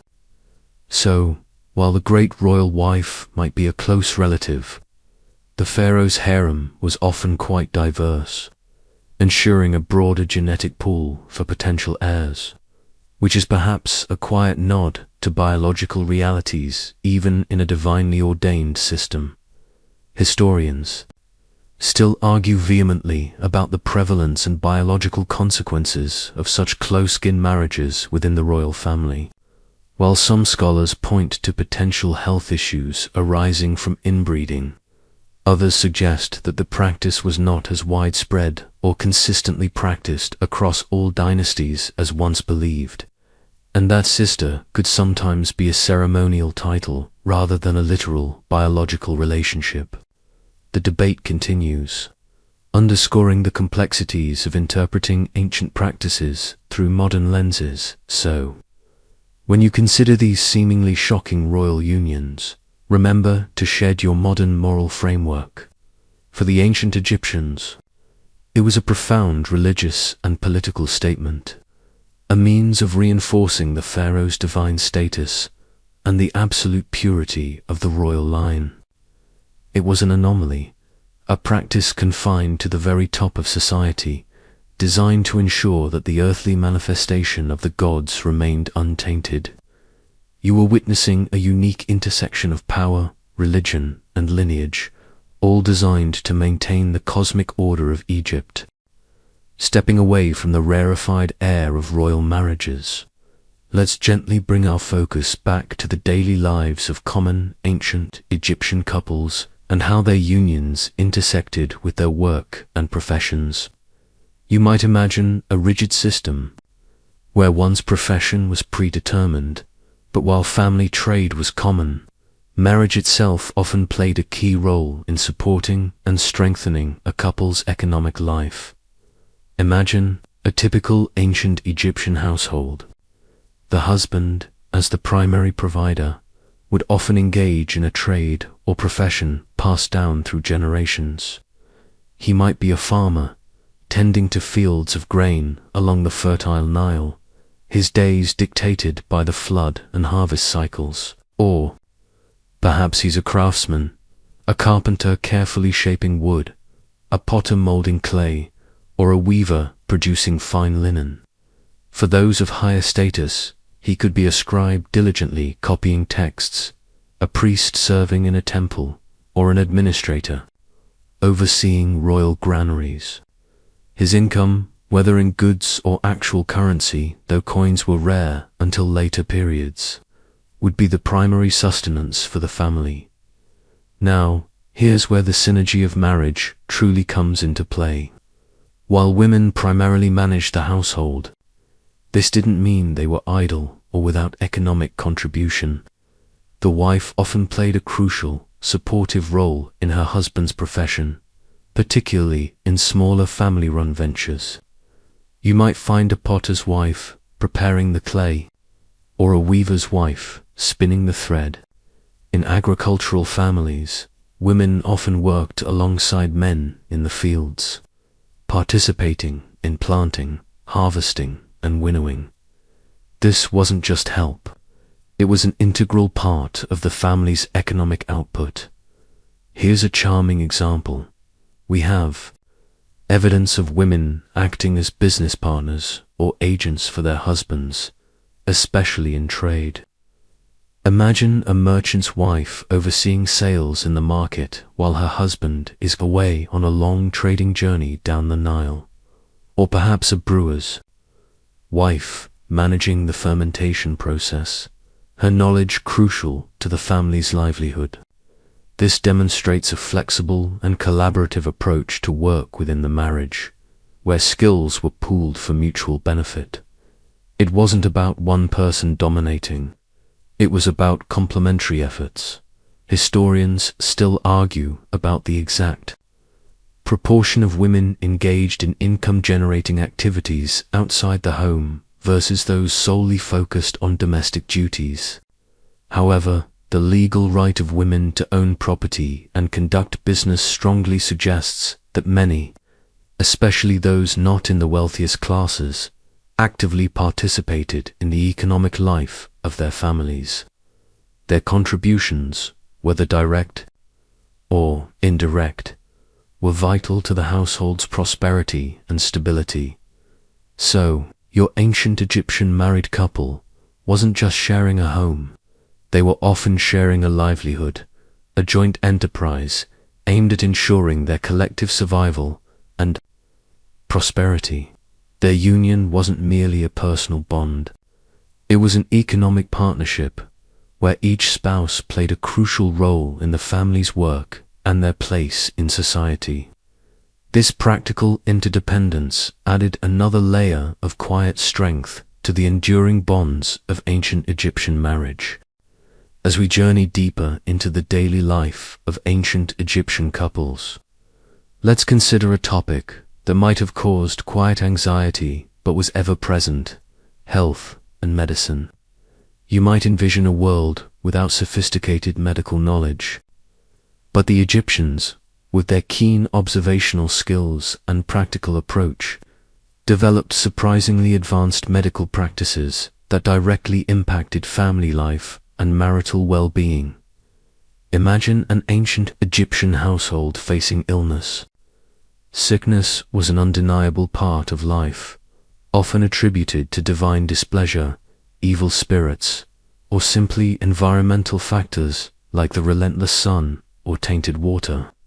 When someone fell ill, a range of responses would unfold.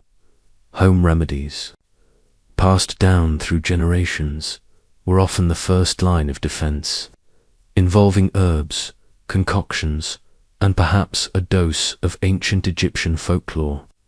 You might see a wife preparing a poultice for her ailing husband, or a husband gathering specific herbs for his feverish wife. If home remedies failed, professional medical help was available.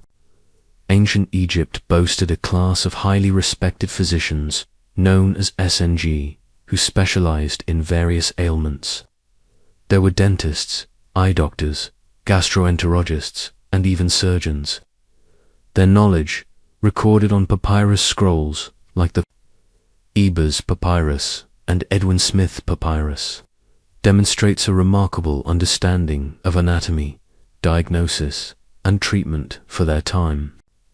You might picture a worried spouse taking their loved one to a local physician, describing symptoms with a mix of fear and hope.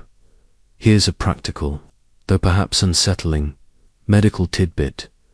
Ancient Egyptian surgeons were skilled enough to perform surprisingly complex procedures, including setting broken bones, stitching wounds, and even trepanation drilling into the skull.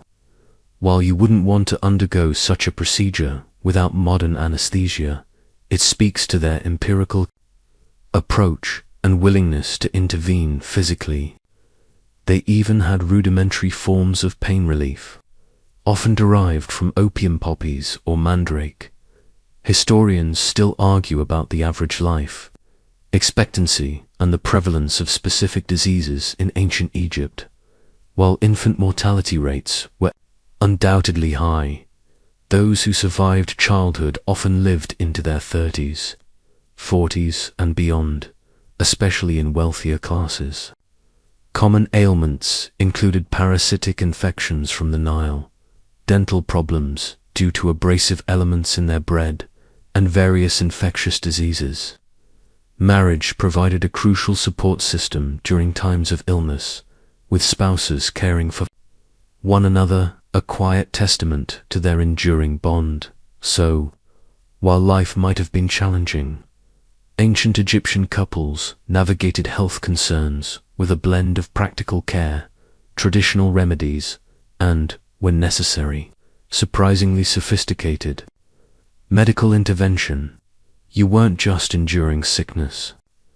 You were relying on your partner, your family, and a developing medical system to face life's inevitable vulnerabilities. This shared experience of health and illness, of care and recovery, undoubtedly deepened the quiet understanding between spouses in their daily journey along the Nile. From the practicalities of ancient Egyptian health, let's now turn to a more subtle, yet pervasive, element that quietly influenced ancient Egyptian marriages: their religious beliefs and their subtle influence on unions. Despite the lack of formal ceremonies, you might expect a society so deeply religious to consecrate every aspect of life with grand rituals. But in the domestic sphere, the divine presence was felt more as a comforting undercurrent than an overt declaration. Imagine the daily life of an ancient Egyptian couple. Their world was permeated by a vast pantheon of gods and goddesses, each associated with different aspects of nature, life, and the afterlife. While there wasn't a specific deity of marriage in the way some other cultures had, many gods were associated with fertility, family, and home life. For instance, Base, the dwarf god, was a benevolent protector of households, women, and childbirth. Tauret, the hippopotamus goddess, likewise guarded pregnant women and childbirth. You might see small amulets or depictions of these deities within a family's home, quiet guardians watching over their domestic bliss. The primary religious influence on marriage wasn't about a ceremonial blessing, but about the deeply held belief in order and the continuity of life. Marriage, and especially the production of children, was seen as fulfilling one's duty to Mat, contributing to the harmonious functioning of the cosmos. By establishing a stable household and raising new generations, you were, in a sense, participating in the divine order of creation. It was a quieter, more profound form of religious observance than any grand temple ritual. Here's a charming example. While there were no wedding hymns, ancient Egyptian love poetry often invoked deities, or at least used language that echoed religious sentiments to express devotion. A lover might compare his beloved to a goddess, or pray for their union to be blessed with happiness and prosperity. This suggests that even if the marriage itself wasn't a temple rite, the emotions and aspirations surrounding it were often imbued with spiritual resonance. It's like saying, "Bless our home," without needing a priest to perform an official blessing. Historians still argue about the extent to which religious beliefs directly influenced the choice of partners or the daily interactions within a marriage. Beyond the general adherence to mat, some suggest that certain spells or rituals might have been performed privately within the home to ensure fertility or harmony, though direct evidence for this as part of a formal wedding is scarce. However, the overarching belief in the afterlife and the crucial role of children in ensuring one's eternal existence certainly placed a silent, yet powerful, religious imperative on forming a family. So, while you wouldn't witness priests presiding over ancient Egyptian weddings, the shadow of their vast religious landscape subtly touched every aspect of married life. It was a union blessed not by explicit ritual, but by the very framework of their cosmic understanding, where a stable family was seen as a micro-reflection of the perfect order of the universe. You weren't just forming a bond with another person. You were, in your own way, participating in the divine dance of creation and continuity. Now, let's allow our minds to float through the visual remnants of ancient Egyptian society, focusing on how artistic depictions of couples reveal intimate insights into their marital bonds. You might think of the grand, stiff statues of pharaohs, but look closer, and you'll discover a wealth of tenderness and partnership embedded in their tombs and temples. These visual narratives offer a window into the emotional landscape of ancient Egyptian marriages. Imagine stepping into a tomb chapel, the flickering light of your imagined torch illuminating painted walls. Here, you often find husband and wife depicted side by side, frequently at the same scale, a visual testament to their equal standing in the afterlife and, by extension, their partnership in life. They are not merely presented as individuals, but as a unit.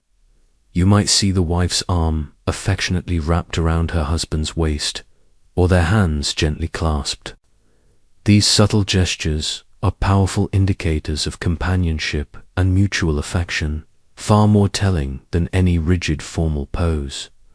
These depictions weren't just idealizations, they were often meant to accompany the deceased into the afterlife, ensuring their continued comfort and companionship. The desire to be eternally united with one's spouse speaks volumes about the emotional depth of their bond. You wouldn't want to spend eternity with someone you barely tolerated, would you?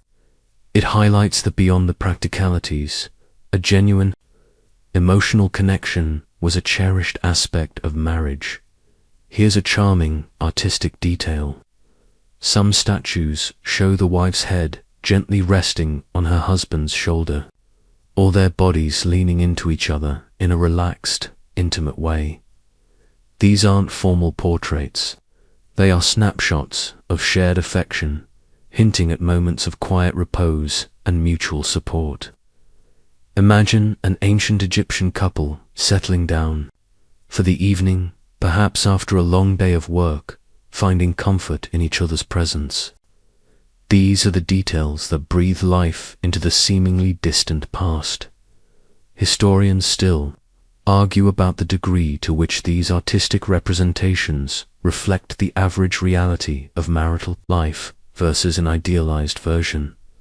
While it's likely that wealthy patrons could commission more personal and affectionate portrayals, the consistent motif of marital harmony and companionship across different social strata suggests a widely held ideal of what a good marriage should be. The Egyptians clearly valued the visual expression of domestic bliss. So, when you gaze upon these ancient artworks, you're not just seeing stone or paint, you're witnessing the enduring human desire for connection, for a trusted partner to share life's journey and even the mysteries of the afterlife. The art silently confirms that ancient Egyptian marriages, while rooted in practicality, were often fertile ground for genuine affection and a deep, quiet partnership. You were not just a spouse, you were a beloved companion, memorialized together for eternity. From the tender depictions in ancient Egyptian art, let's now consider how these couples might have spent their quieter hours, exploring their avenues for entertainment and leisure. You might imagine a relentless grind of labor, but even in ancient times, the Egyptians understood the importance of relaxation and communal enjoyment. Their leisure pursuits often involved family and community, fostering bonds that extended beyond the daily grind. Imagine the sun setting over the Nile, casting a warm, golden glow.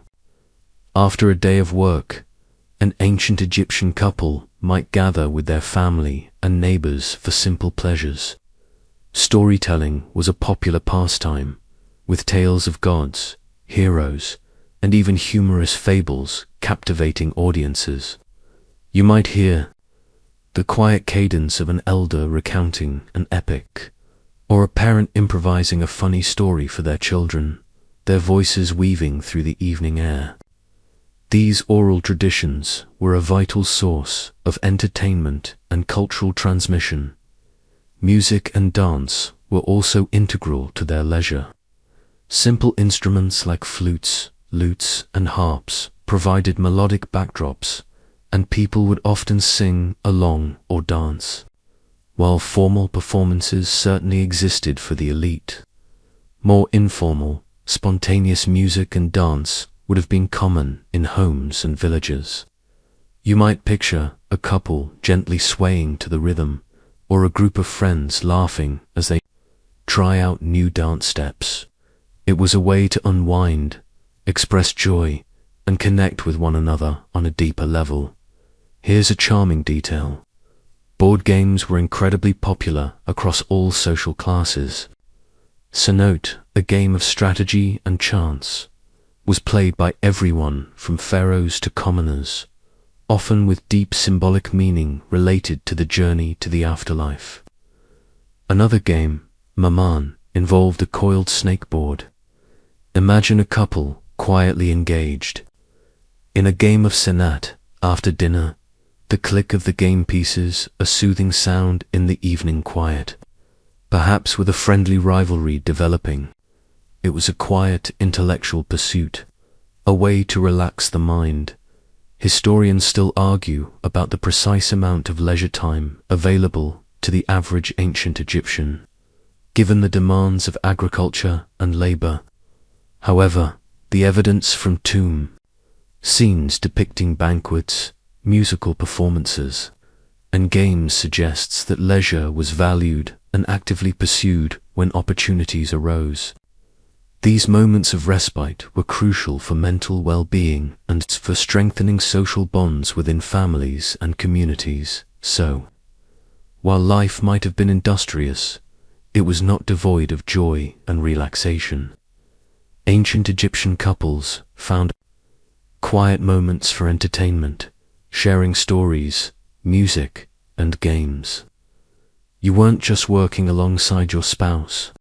You were also playing, laughing, and connecting in ways that transcended the practicalities of survival, forming bonds that were both pragmatic and deeply personal. These shared moments of leisure added a gentle rhythm to their intertwined lives, a quiet testament to their enduring human spirit. As we gently move from leisure to learning, let's explore how ancient Egyptian couples contributed to the education and upbringing of their children. You might imagine formal schools for every child, but for the vast majority, education was a hands-on, practical affair, primarily conducted within the home and the community, with both parents playing crucial, complementary roles. Imagine an ancient Egyptian child growing up in their family home. From a very young age, they would be integrated into the rhythms of daily life and learn by observation and participation. For boys, the father would often teach them the family trade or profession. If the father was a farmer, the son would learn to work the fields, care for livestock, and understand the cycles of the Nile. If he was a carpenter, the son would learn to wield tools and shape wood. This apprenticeship-style learning ensured the continuation of skills and livelihoods across generations. You might see a father patiently showing his son how to properly cast a fishing net, or how to mix mud bricks for girls. The mother was the primary educator, teaching them the essential skills for managing a household. This included grinding grain, baking bread, brewing beer, spinning thread, weaving linen, and preparing meals. Girls would also learn about childcare and how to care for their younger siblings. This practical training prepared them for their future roles as wives and mothers, ensuring the smooth functioning of their own households when they eventually married. You could picture a mother demonstrating the perfect technique for kneading dough or teaching her daughter how to tell a good quality linen from a lesser one. Here's a charming detail. While most education was informal, there were scribal schools, typically for boys from wealthier families, where they learned to read and write hieroglyphs and hieratic script. Girls from elite families might also receive some private education, often focusing on music, dance, or managing complex households. Imagine the quiet discipline of a scribal school, where young boys meticulously copied texts, their fingers smudged with ink, dreaming of a prestigious career. Historians still argue about the literacy rates in ancient Egypt and the extent to which basic literacy, for example, being able to read simple signs or calculate basic transactions, might have extended beyond the scribal class. However, the core of education for most was vocational and familial, ensuring that children were equipped with the necessary skills to contribute to their family's economic well-being and to secure their own future. Both parents shared the responsibility of instilling values, teaching practical skills, and preparing their children for adulthood. So, within the ancient Egyptian family, education was a collaborative effort, a quiet passing down of knowledge and wisdom from one generation to the next. You weren't just raising children. You were shaping the future of your family, instilling the traditions and skills necessary for them to thrive in a complex world. This shared endeavor deepened the bond between spouses, as they worked together to nurture and guide the next generation along the enduring paths of life by the Nile. From the quiet lessons taught within ancient Egyptian homes, let's expand our view to encompass a broader world, exploring the fascinating phenomenon of foreign brides and diplomatic marriages. You might assume ancient Egypt was an insular society, but its power and influence meant that its rulers often engaged in strategic marital alliances with neighboring kingdoms, bringing new faces and cultures into the royal court. Imagine the grand courts of the Near East, Mitanni, Babylon, Assyria, all vying for influence and stability.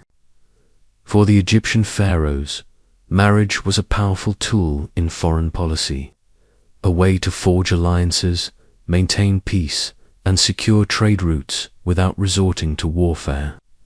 A foreign princess sent to Egypt as a bride was not just a person, she was a living treaty, a symbol of goodwill and mutual respect between nations. You can almost picture the elaborate caravans, laden with dowries of gold, lapis lazuli, and exotic animals, making the long, arduous journey across deserts and through foreign lands, bringing these royal brides to their new, often bewildering home. These foreign brides, while sometimes becoming secondary wives, rather than the great royal wife, whose role was often reserved for an Egyptian, sometimes even a royal sibling, to maintain purity of lineage, as we discussed, still held significant status and brought with them a taste of their homelands. Their presence in the Egyptian court would have introduced new fashions, different cuisines, and perhaps even new musical traditions. Imagine the subtle cultural exchange, the quiet blending of customs within the grand palace walls. Here's a peculiar detail: surviving diplomatic correspondence, like the Amarna letters, often reveals the intricate negotiations surrounding these marriages. Foreign kings would request Egyptian princesses as wives, but pharaohs almost invariably refused to send their daughters abroad, citing a tradition of not giving royal daughters to foreign lands. However, they were perfectly happy to receive foreign princesses. It was a rather one-sided arrangement, reinforcing Egypt's superior status in the diplomatic hierarchy. You can almost hear the exasperated sigh of a foreign king trying to persuade the Egyptian pharaoh to send him a daughter, only to be politely but firmly refused. Historians still argue about the true influence these foreign queens and princesses had on Egyptian court life and politics. While they rarely held overt political power in Egypt, their presence facilitated diplomatic ties and cross-cultural understanding. Their personal retinues and servants would have added to the cosmopolitan atmosphere of the capital cities, especially during the New Kingdom. Their letters home, or the letters from their native courts, provide invaluable glimpses into the personal side of these high-stakes alliances. So, while the marriages of common Egyptians focused inwards on family stability, royal marriages often looked outwards, connecting Egypt to the wider world through bonds of matrimony. You were not just observing a personal union, you were witnessing a strategic maneuver on the geopolitical chessboard, a quiet negotiation for peace and prosperity woven into the fabric of human connection, however remote that connection might have sometimes felt to the individuals involved. Having explored the grand diplomatic unions of pharaohs, let's bring our journey to a close by considering the enduring legacy of ancient Egyptian marriage customs.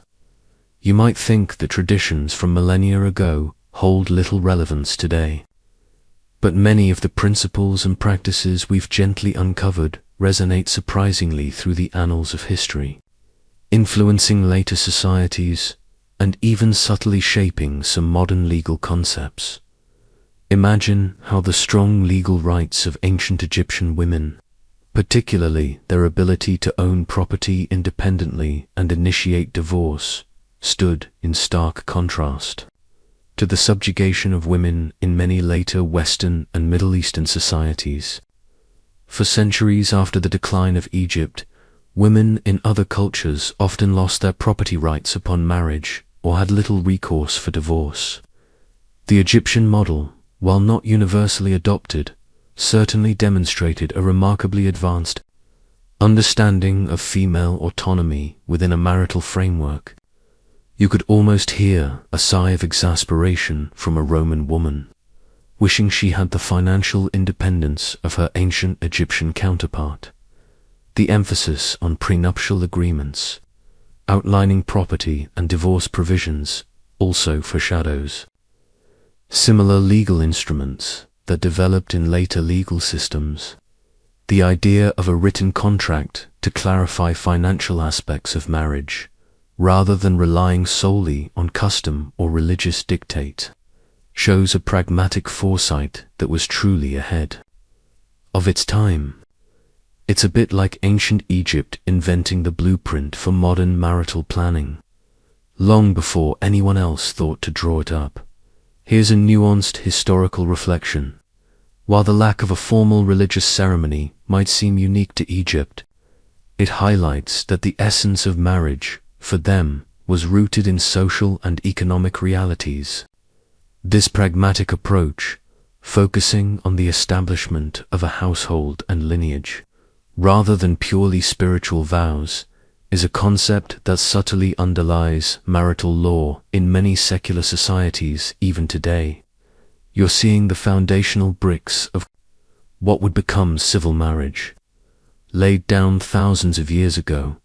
Historians still argue about the precise pathways through which Egyptian legal and social customs influenced later civilizations.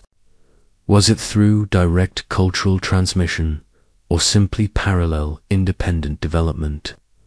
Regardless, the striking similarities between some Egyptian practices and those that emerged much later suggest that their innovative approaches to marriage and women's rights left an indelible, if sometimes indirect, mark on the course of human history. So, as we conclude our exploration, recognize that ancient Egyptian marriages were far more than just historical curiosities.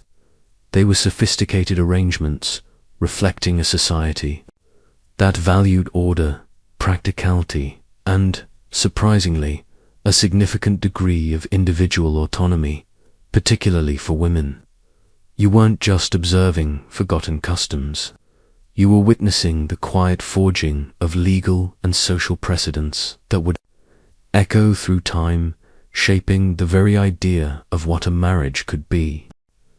As our journey through the quiet world of ancient Egyptian weddings gently draws to a close, let's take a moment for final reflections on love and companionship, allowing the subtle insights we've gathered to settle softly in your mind. You started this journey perhaps imagining a cold, transactional process, but I hope you now see a far richer tapestry woven with threads of practicality, legal foresight, and genuine human connection. Imagine, one last time, an ancient Egyptian couple. Their union, though often initiated by families for reasons of lineage and stability, was not devoid of affection. We've seen the tenderness in their art, the longing in their poetry, and the mutual support evident in their daily lives. Very act of sharing a home, raising children, and facing life's inevitable challenges together undoubtedly fostered deep bonds. You weren't merely partners in a contract, you were companions on a shared journey, navigating the shifting sands of time as one. The robust legal rights of women provided a foundation for a remarkably balanced partnership. A wife was not a possession, but an equal, with her own property and the ability to act independently. This created a dynamic where mutual respect was not just an ideal, but often a practical necessity. It truly was a quiet revolution for its time, setting a precedent that many societies would take millennia to rediscover. Historians still argue about the precise emotional texture of these relationships. Was intense, passionate love the norm, or a rarer ideal? It's likely a mix, as it is in any era. But the evidence consistently points to a society that valued companionship, loyalty, and the shared purpose of building a family. It was a love that grew from shared responsibility, quiet understanding, and the enduring comfort of knowing you were not alone. So, as you slowly drift now, imagine the gentle current of the Nile, a timeless river flowing through a land of enduring customs. The ancient Egyptians, in their wisdom, crafted a system that balanced the needs of the individual with the stability of the community. creating unions that were both pragmatic and, often, profoundly loving. The rustle of papyrus, the soft glow of an oil lamp, the distant sounds of the desert night. These are the gentle echoes of lives lived, loved, and intertwined now. Let your thoughts quiet, your breath deepen. The whispers of ancient Egypt fade into the soft hum of the evening. Allow your mind to clear, your body to relax. There's no need to hold on to any thoughts, any images. Just let them gently dissipate like mist over the ancient river. Feel the weight of your eyelids, the comfort of your bed. The journey through time is complete for tonight. Rest now, peacefully, as the world outside finds its quiet rhythm. Sweet dreams.